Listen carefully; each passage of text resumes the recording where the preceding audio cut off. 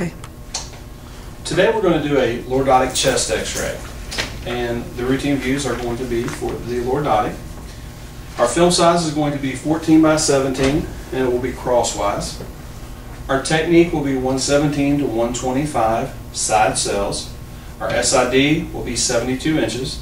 Again, this is done to help reduce magnification of the heart and lungs. So we're going to have the patient step up here. We're going to put the shield, if you'll grab that for me, to the front. Okay, have the patient step right over here. The reason we want to do a lordotic chest x-ray is we're trying to look at the apices of the lungs. Usually on a previous PA chest, something has been visualized in that apice area, and so we're trying to move the clavicles up above the apices so that is better visualized.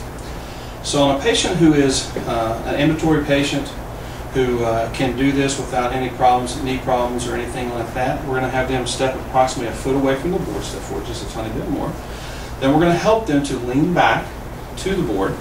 We want to have them to put their shoulders and neck against the board.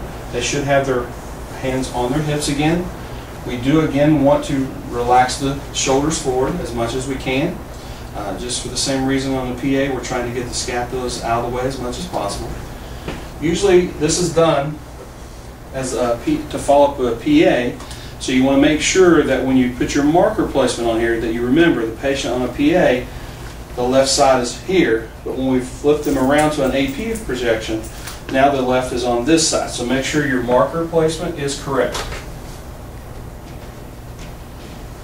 Okay? Now your centering for this is going to be approximately 3 to 4 inches below the jugular notch, which is going to be, again, at the level of T7. So palpating the jugular notch, about 3 to 4 inches down is our centering, and then to the MSP.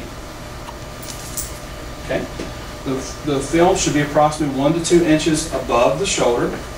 I'm sorry, 3 to 4 inches above the shoulder. I'm thinking the PA. So I'm going to lower the board just slightly.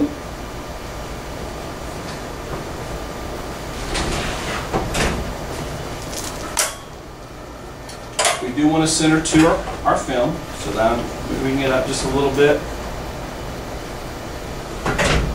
We are going to expose on second full inspiration, just like our routine PA chest.